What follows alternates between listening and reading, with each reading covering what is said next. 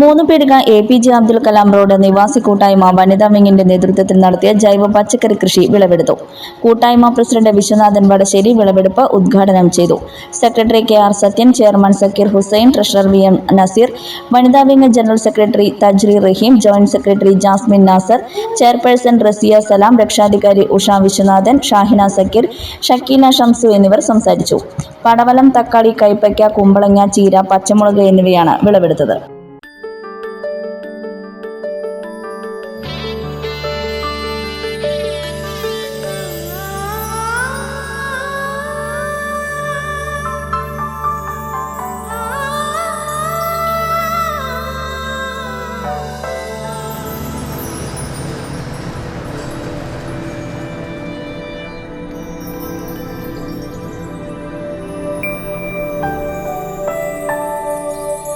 നിങ്ങളുടെ അധ്വാനത്തിന് സത്യമുണ്ട്.